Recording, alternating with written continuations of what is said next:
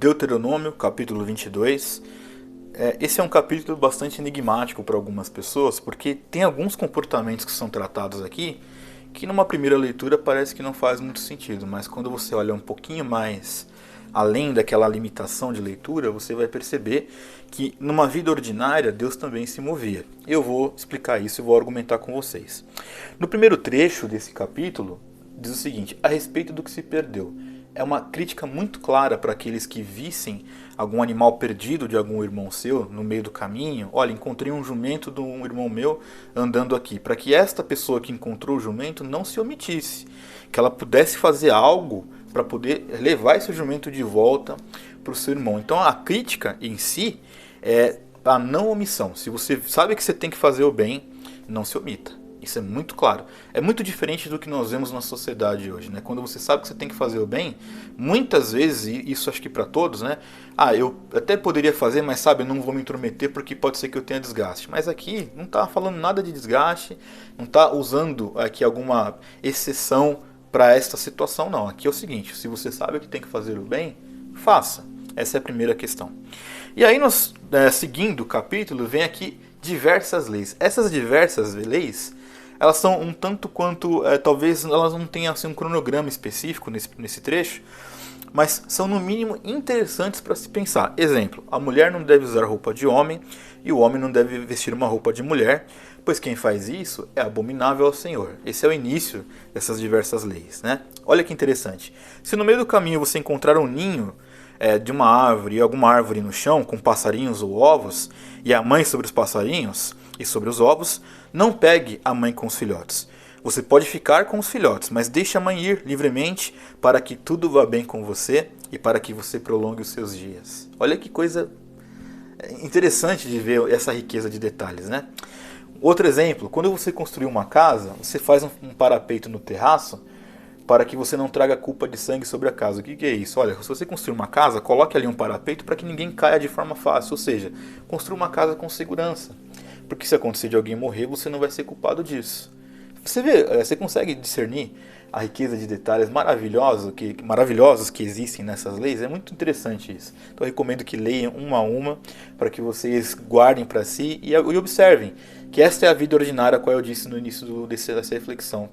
Me parece que essa vida ordinária ela traz muitos benefícios, porque é o que está escrito na Bíblia, mas também nos ensina muita questão moral, valores, etc.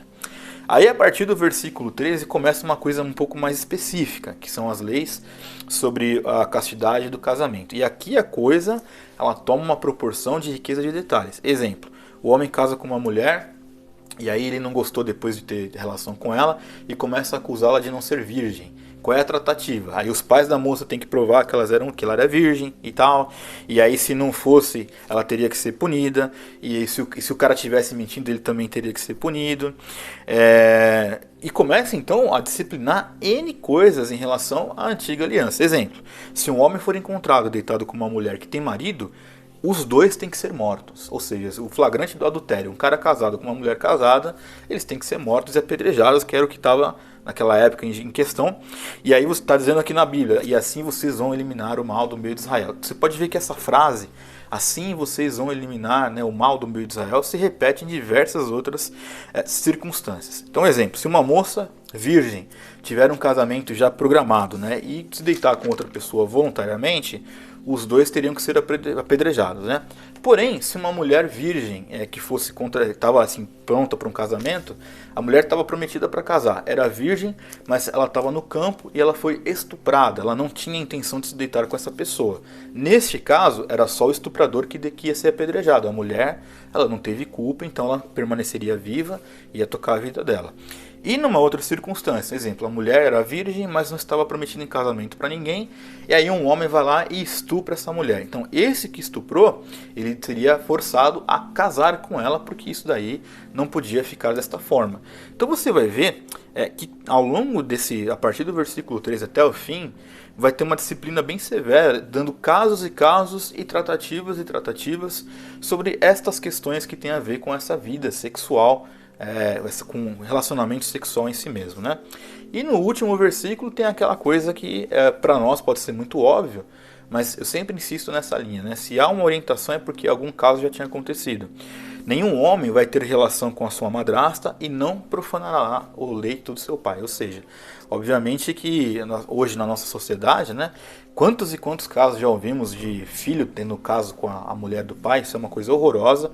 É claro que aqui nós não vamos falar que nós vamos matar essas pessoas hoje, mas o pecado, ele é pecado do mesmo jeito, tá? A lei nesse sentido lá não muda. Porém, todas essas orientações foram dadas com riqueza de detalhes para o povo da aliança, para que eles soubessem exatamente como agir diante dessas circunstâncias e qual era a punição para as coisas que assim, eram cabíveis de culpa. Exemplo, o estuprador intencional de uma mulher protegida, né, prometida em casamento, esse tem que ser morto. Não tem massagem. Ah, a mulher é casada, o cara é casado, os dois foram pegos no flagrante, tem que ser morto os dois e assim por diante. Insisto, estou falando aqui da antiga aliança, hoje nós não podemos matar ninguém, e me perdoe se isso soa repetitivo, é porque eu não quero que esses vídeos, por alguma razão qualquer que seja, sejam descontextualizados, né? Se alguém cortar uma frase minha aqui, vai dizer que eu estou defendendo isso para hoje, e não, estou tratando de um contexto histórico bíblico da antiga aliança.